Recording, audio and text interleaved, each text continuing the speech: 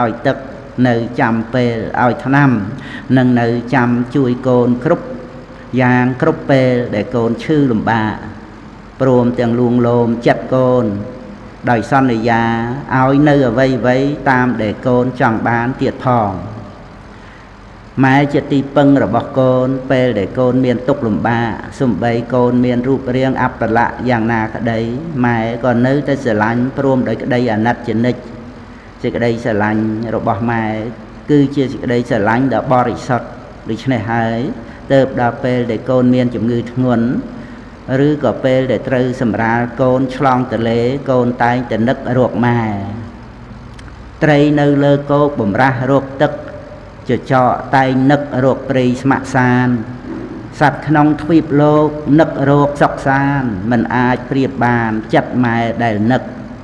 នៅពេលភ្លៀងធ្លាក់រុក្ខជាតិខៀវខ្ចីបាក់សាបាក់សីខៀវខ្ញាពេលព្រឹកថ្ងៃក្តៅសត្វរោគជ្រោកក្រោមសន្លឹកប្រៀបដូចកូននឹករកម៉ែពេលឈឺម៉ែមានប្រគុណគូជាមួយឪមនុស្សយើងដែលកើតមកត្រូវអាស្រ័យឪពុកនិងម្ដាយជាអ្នកឲ្យកំណើតនិងមានតែម្ដាយម្នាក់ឯងពុំបានឡើយព្រោះដំណក់ឈាមមួយចំណែកបានពីម៉ែដំណក់ឈាមមួយចំណែកទៀតបានអំពីឪលោកទាំងពីរជាអ្នកឲ្យកំណើតដល់កូននិងជាអ្នកមាននៅកណូបការៈដ៏យ៉ាងខ្ពង់ខ្ពស់ចំពោះកូន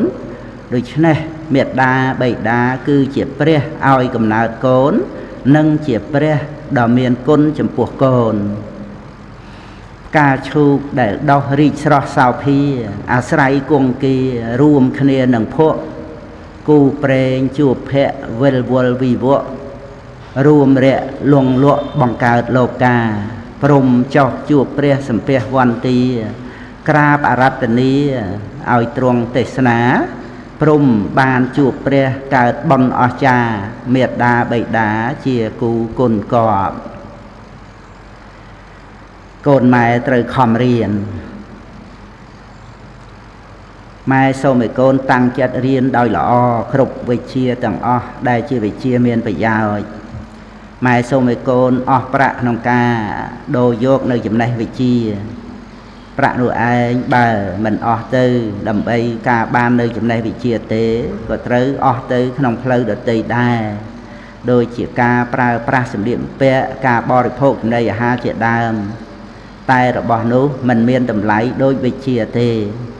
ថែមទាំងមិនថិតថេរយឺនយូរទៀតផងឯចំណែកវិជ្ជាវិញជារបស់ថិតថេរជាប់តាមខ្លួនកូនរហូតមួយជីវិតប្រើប៉ុណ្ណាក៏មិនចេះអស់រឹតតែជីករឹតតែជួបរឹតតែស្រាវជ្រាវរឹតតែចេះរឹតតែប្រើរឹតតែជំនាញដូច្នេះការចាយវាយប្រាក់ដូរយកនៅចំណេះចេះដឹងទៅបណ្ឌិតពោលសរសើរម៉ែសូមឲ្យកូននឹករលឹកជានិច្ចថាប្រាក់100នោះគឺជាតំណក់ញើសឈាមរបស់ម៉ែឪដែលខំប្រឹងធ្វើការម៉ែសូមឲ្យកូនយល់ដឹងក្នុងការចាយប្រាក់គឺត្រូវចាយឲ្យមានប្រយោជន៍ជាទីបំផុតជាយាមយកឈ្នះចិត្តអាក្រក់របស់ខ្លួនឯងកុំខ្ជិះខ្ជាយចូលខ្ជាឲ្យសោះសូមកូនម៉ែខំប្រឹងរៀនឲ្យបានឡើងថ្នាក់រាល់ឆ្នាំព្រោះការរៀនធ្លាក់ត្រូវត្រួតថ្នាក់នោះគឺជាការខូចពេលវេលាខូចកម្លាំងចិត្តនិងអស់ប្រាក់ថែមផ្ទួនទៅទៀតផងអ្នកប្រាជ្ញបានពោលថានោះល្ងងកាលបើមានពេលក៏រីករាយភ្លើតភ្លើនទៅក្នុងការរកអាហារឆ្ងាញ់ឆ្ងាញ់មកដាក់មាត់ដាក់ពោះចំណែកមនុស្សឆ្លាតកាលបើមានពេលហើយក៏រីករាយក្នុងការរកអាហារមកដាក់ខួរក្បាលនាំឲ្យមានបញ្ញាដូច្នេះកូនម៉ែត្រូវរៀនច្រើនអានច្រើនស្ដាប់ច្រើនហើយសំខាន់បំផុតត្រូវមានមិត្តល្អអភរណៈដ៏ប្រសើរម៉ែឪដែលមានកូនចេះស្គាល់ប្រមាណខ្លួនចេះដឹងចំពោះឋានៈក្នុងគ្រួសាររបស់ខ្លួនទៅជាអ្នកមានជោគល្អបីដូចជាបានទទួលពរអំពីប្រអិនកូនជាទីស្រឡាញ់របស់ម៉ែកូនពិតជាបានឃើញហើយចំពោះប្រុសស្រីខ្លះ